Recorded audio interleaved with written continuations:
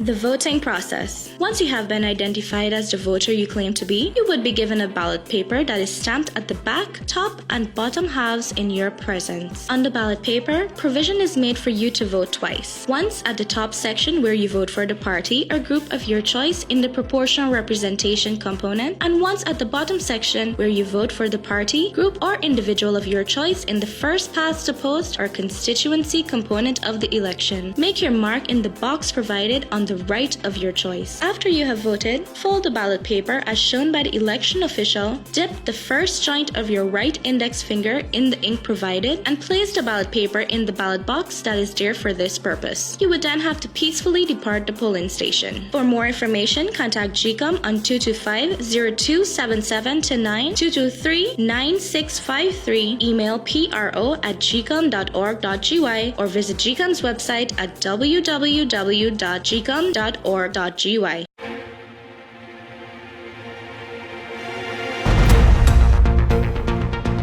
This is your News Source Evening Bulletin for today, Monday, the 7th day of November in the year 2018. Here's what we're tracking tonight. While making it clear that there could be no justification for an increase in tolls that was being sought by the Berbice Bridge Company, Opposition Leader Bara Jagdeo said today he is still against the government's move to take control of the operations of the bridge. And then we had the minister saying he's taking over the bridge using public safety as the excuse. But you saw what he's using to take over the bridge. What law? The same law that they said that we passed that was deficient. So the Berbice River Bridge Act, he uses a provision there that safeguards the country. He uses that, the same act.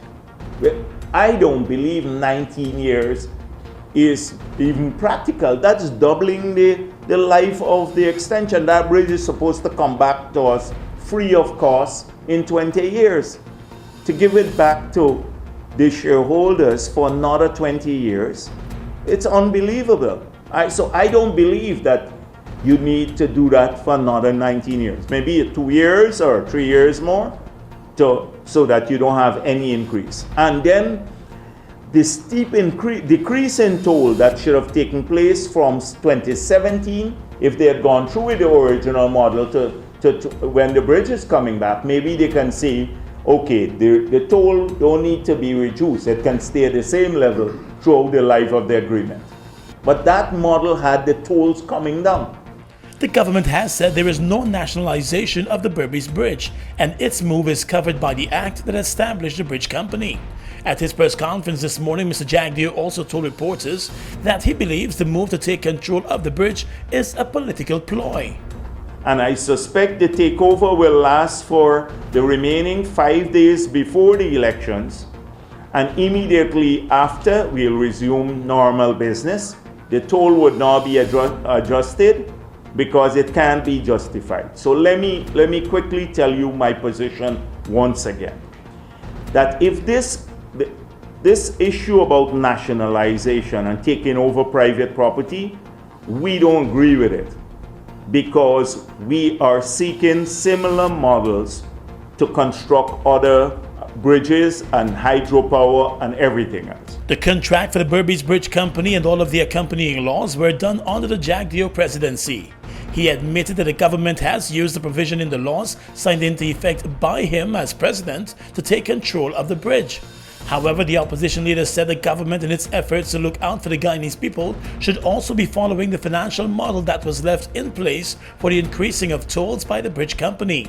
That model was never activated under the last PPP civic government, although the bridge was in operation for more than 7 years before the PPP was booted from office. Still, Mr. Jagdeo said questions should be asked. They need to take the numbers, the model, and the first question they must pose to the Berbice Bridge Company is that you have a concession agreement and a financial model here as part of the contract. The revenue stream in the model performed better than than what it was predicted to be. So if the revenue stream performed better Why is it that you need to have an extension or even any toll increase? Because the original agreement only, the model said two minor toll increases, 6% and 17%. Why now 300 odd percent? Public Infrastructure Minister David Patterson announced on Monday that the government was taking control of the Berbice Bridge in the interest of public safety. His decision came as the bridge company was pushing for a more than 300% increase in tolls to cross the bridge. More news coming up in a moment. This Christmas, get a loan for your dream car with an extended repayment term. Spruce up your home with that renovation you always wanted and take advantage of low or no down payment. Get new appliances so you can cook up a storm.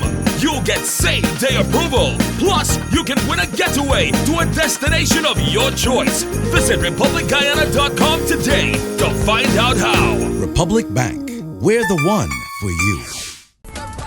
Hey guys, I don't know, say it's a girl Shensia, and I am here to tell you, watch this, the ICC Women's World T20 Cricket Tournament. It will be some amazing cricket from the best women cricketers in the world. So Guyana, watch this. St. Lucia, watch this. Antigua, watch this. The whole world are gonna watch this, including the West Indies. So you know what's a peer vibes, a peer thing are gonna go on. It's gonna turn up well loud. Don't forget, November 9th to 24th. Watch me and watch this. Guyana winning, watch this. Trini fetting, the whole world watching. Ashensia, how come my life again? Six is the master play. Everybody jump and a shout out there. Get ready to ride it, ride it. Ready to ride it, ride it, ride it, ride it, ride it, ride the wave. Open up the new vibe, drink up the boldness inside. Radical and fresh and wild. Catch the wave now. Ride bold, ride fresh, ride strong. Come on, ride the wave. Taste the action, satisfaction, perfection. Wave, wave, wave, wave,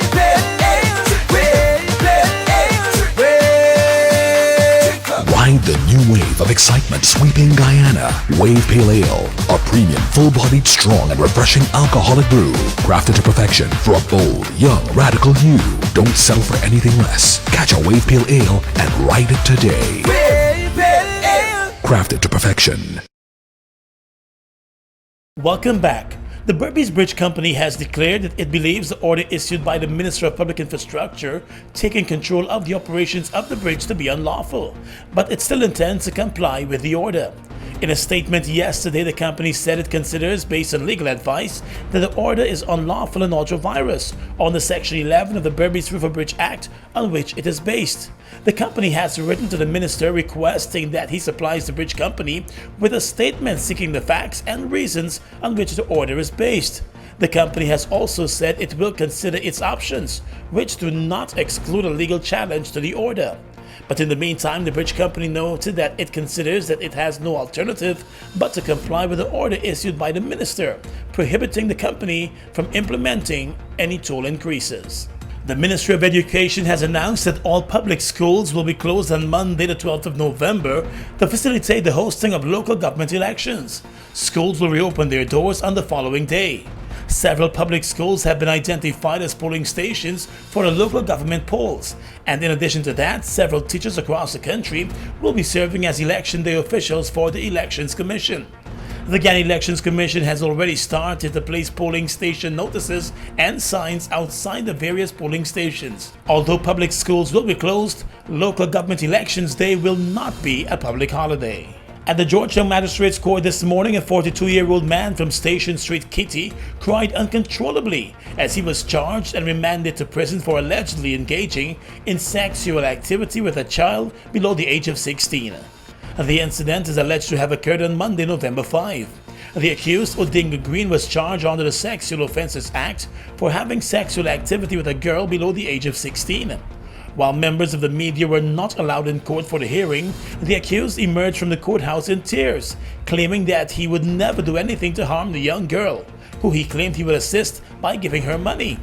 The matter remains under investigation, but the accused was remanded to jail and will be expected back in court later this month for the continuation of the case.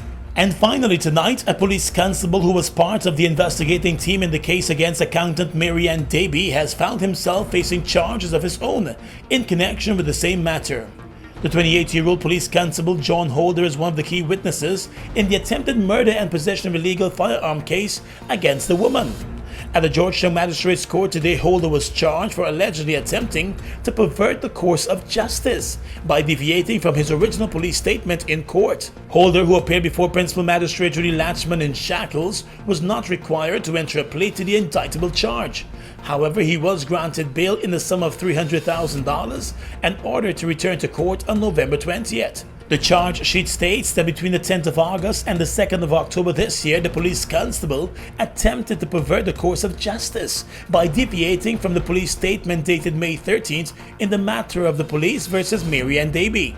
The police prosecutor in a statement to the court said that Holder has been under close arrest for some 2 weeks and is deemed a key witness in the matter. It was further noted that during cross-examination in the Davey matter, Holder deviated from his police statement and stated that a senior rank of the police force told him to do so. On the 13th of May this year, the young accountant Marianne Davey was in the company of some other friends at a GMRSC ground Thomas Lands when another police constable, Christopher Kissoon, heard several gunshots in the area and responded. Upon reaching the area, the policeman allegedly saw Davey, who was allegedly armed with a gun, and he approached her. She allegedly became annoyed with the policeman's presence and pointed the gun to his head and allegedly pulled the trigger. The gun was empty by then, so the police rank escaped without any injury. Davey allegedly sped away from the scene but was later arrested and charged for attempted murder and possession of illegal firearm and ammunition. Her matter is currently ongoing in the magistrate's court, and it was during the testimony by one of the investigating ranks, Constable John Holder, that it was realized that he had changed his testimony and was not keeping to the statement he compiled and provided in the matter. Following legal advice, the police witness was charged. And that's your News Source Evening Bulletin for tonight. Gordon Mosley reporting.